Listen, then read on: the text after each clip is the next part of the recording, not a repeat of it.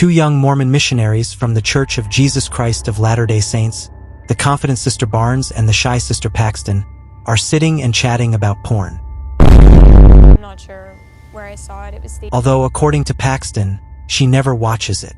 No, I do not. No, I do not watch pornography. They are heading to a house that requested information about the church. Some girls prank Paxton. What? Paxton gets sad because others think they are weird, but Barnes cheers her up by telling her not to pay attention to it. And this is how the story begins. Welcome to Random Recaps. In this video, I'm going to recap the movie. A storm starts, but it doesn't stop the sisters from preaching the Lord's word. So they knock on the door of a house, where a middle-aged man named Reed answers. Because of the storm, the girls ask if there is a woman in the house so they can enter for safety. Reed says his wife is home making pie, so the girls trust him and enter the house. Reed asks for their coats to hang them up while the girls wait. Mr. Reed returns with drinks for the girls and mentions that his wife is shy but is coming soon. I don't believe you. The sisters confidently talk about themselves and their religion. Barnes tells them that her father died years ago. While chatting, Barnes starts feeling uncomfortable, realizing something strange is happening. Reed pulls out the Book of Mormon, which surprises Paxton. He starts asking uncomfortable questions about Barnes' father's death, but later apologizes. I'm so sorry. Changing the subject, Paxton says that when she dies, she wants to reincarnate as a butterfly to follow the people she loves. At that moment, the electricity fails, though Reed says it's just a power issue in the house.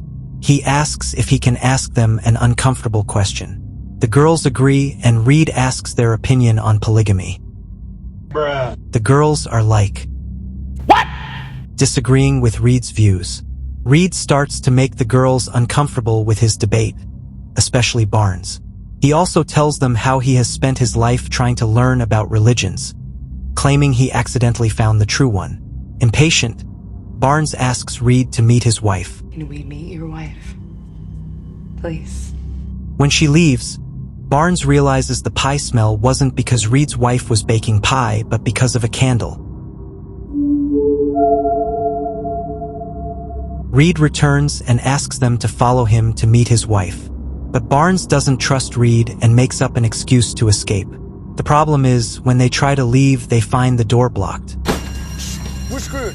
Okay? We're screwed. Paxton tries to call someone for help, but the calls don't go through. The power goes out, leaving the sisters with no choice but to follow Reed to his study. There, they inform Reed they need to leave and go to get their coats. When they put them on, they realize the bicycle lock key is in a different coat. Additionally, Reed won't let them go, at least not through the main door. Reed suggests they leave through one of two doors. The girls insist on meeting his wife, and Reed says, "Seriously?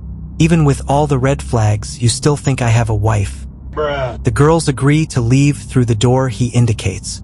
But when they open the doors, they find they only lead to a basement with no apparent exit. At the church, a man notices the girls haven't returned yet. The girls kindly ask Reed for help to leave. But Reed starts talking about the main religions that exist, explaining they are all variations of one another and claiming he found the true religion, though he doesn't reveal what it is. Meanwhile, the man from the church looks for the girls in the city. To leave the house, Reed offers them two options: the door of belief if they still believe in God, or the door of non-belief if they no longer do. Reed mocks their belief and says their religion is a sham, which angers Barnes. Paxton wants to go along with Reed and take the door of non-belief, but Barnes wants to choose the opposite. Believing it's just a game to Reed, it doesn't matter which they choose. So they both decide to take the door of belief. When they go down to the basement, they find a door leading to a dead-end area. Although Barnes finds a small window to escape through, she can't reach it. Desperate, Barnes gives Paxton a weapon she stole from Reed's study to stab him if necessary. They think Reed has come down to see them, but it's not Reed. It's a woman with a veil over her face who brings them pie. Reed has a model where he plans what to do with the girls. Downstairs, he plays music and uses a microphone to communicate with them, saying the woman with them is a prophet of a god. The reason he locked up the girls was because he wanted witnesses to see that he was right and had found the real religion. He then has the prophet eat a poisoned pie, claiming she will rise again after dying. Reed asks the girls to confirm the prophet is dead. They do, but then the doorbell rings. The girls start shouting to be heard,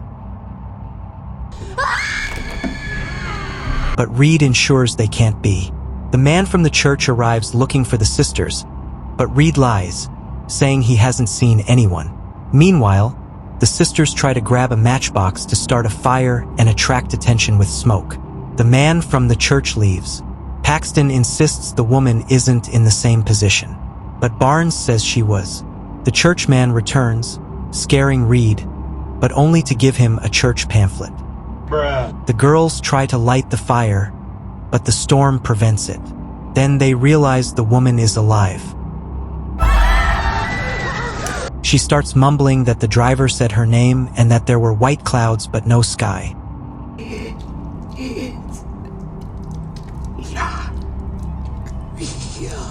At that moment, Reed arrives and takes the woman upstairs.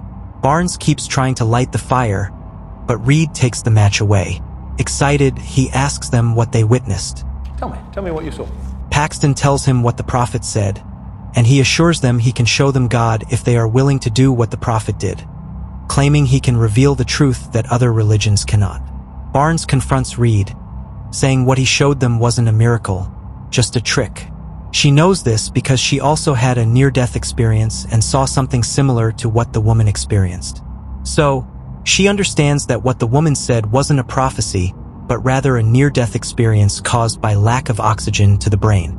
Barnes signals Paxton to attack Reed, but before she can, Reed acts first.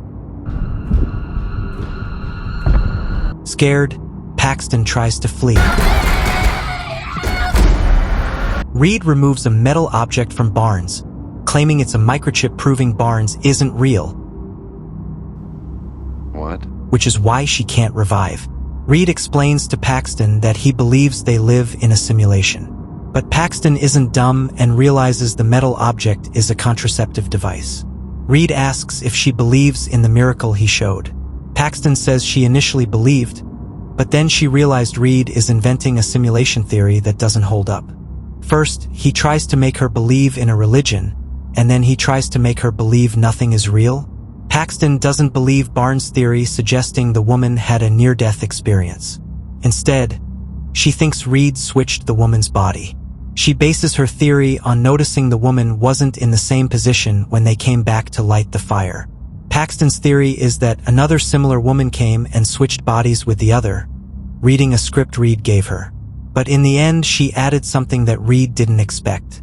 It is not real. Because of that, Reed had to improvise and invent the simulation story. Reed insists there are no secret passages. But once again, Paxton isn't stupid and manages to find one. Reed tells her she shouldn't enter unless she's prepared to discover the true religion. Paxton goes down and finds the woman's corpse, discovering her theory was correct. Reed locks her in, and Paxton finds a room locked with the bicycle lock. Inside, she finds several caged women. Paxton tries to help them, but Reed comes down, asking if she has figured out the true religion. Analyzing everything that happened, Paxton concludes that the religion Reed believes is the true one is control. Why? Let's recap. When the girls first arrived, Reed left them alone, supposedly to talk to his wife. But obviously that wasn't the case. Reed took the opportunity to hide the bicycles. Then he took the key from Barnes' coat and put it in Paxton's. Afterward, he told one of his prophets to put the bicycle lock on the door. And all of this was so Paxton would understand the reason she's standing there wasn't because she decided to, but because Reed forced her to. That is exactly right. Just as he forces all those women to be there, claiming they are there because they allow it. Reed tells Paxton he has been able to predict all the decisions she's made. But what he didn't predict was this. Paxton runs desperately, trying to escape the house. She blocks the door so Reed can't leave, but she can't find an exit. So, she goes back to the basement to try to find one. But Reed arrives to attack her. Both are injured in the basement, and Reed asks her to pray for them. She says she prays to show kindness to others, not for material results. Paxton prays, thanking God for the life she has had, while Reed slowly approaches to finish his work. But then Barnes gets up to save her. Paxton is surprised she's still alive. No, wait, she's not alive anymore. Paxton discovers the model showing the way to leave the house. Finally managing to escape, a butterfly lands on her hand and disappears. She remembers saying earlier that when she dies, she'd like to reincarnate as a butterfly and land on her loved one's hands. So, it's most likely the butterfly is Barnes. And that's how the movie ends.